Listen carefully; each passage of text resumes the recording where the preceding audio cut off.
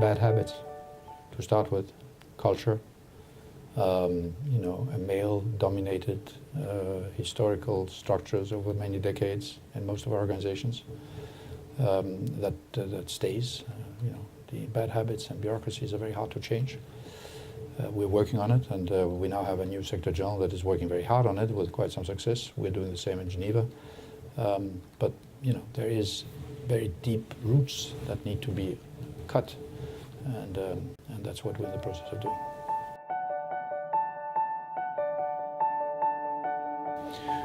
Well, first of all, it's they have to be helped, which is what we're doing. Certainly, I did it with the Gender Champions Initiative where we asked both male and female leaders to make commitments that would do exactly what you're just asking about, to change the workplace, to change not just the physical aspects of the procedures that they have where they work, but also the mindset of themselves and of their staff. It's now an issue that is moving very quickly. A lot of peer pressure has been brought to bear because more and more of these leaders have become champions. I think that it's you have to change also the work culture. And to do that very often, certainly in the beginning, you have to change the rules of your daily interaction. So, for example, I put in place a gender policy that we didn't have before, and have put in place structures to implement it. So we have focal points all throughout the organization. There is a system of following through on the decisions that have been taken. There are consequences if those decisions are not implemented. So, for example, we have included the gender issue into the way that people are being graded and you know, the PAS system. So when leaders have put in place in their offices somebody who reminds them on a daily basis of the need to do so, that helps. The way we recruit people, that helps. One of the things we did as well was to change the way we train, also particularly newly arrived staff. So all induction training has now a gender element in it. Practically all training now has a gender element. So it really is a cultural, existential change that has to happen over time, but one can push it and one can increase the time span it takes for it to take root.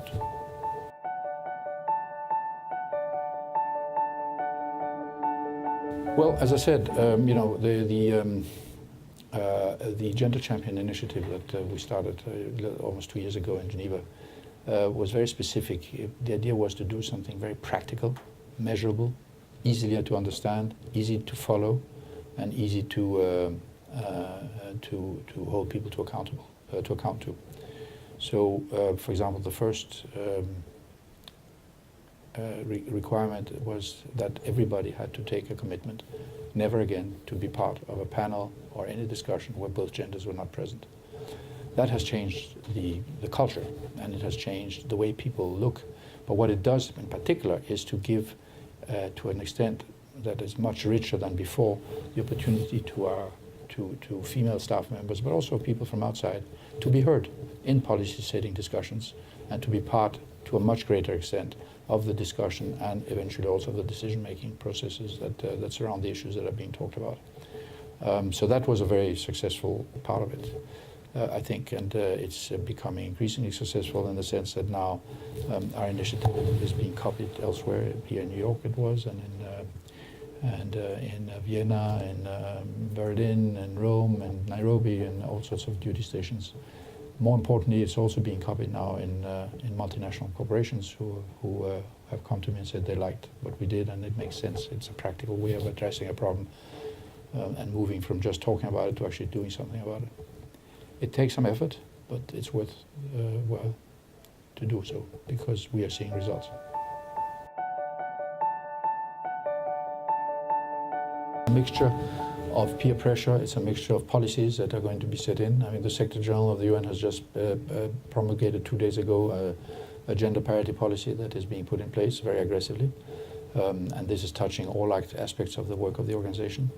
I think it is as I said, as we did it, if you are going to be measured in your work and you're going to be assessed and held accountable in very real terms for implementing these gender policies, then that will push people to wake up and to do the job that they're supposed to be doing. So there are some very specific and very simple tools that can be put in place. The trick is to follow through, to make sure that when you do put policies in place, that they are being followed and that there is a sort of a tracking mechanism that keeps them, that looks at the implementation and then holds people accountable for it, so that there are consequences if you don't.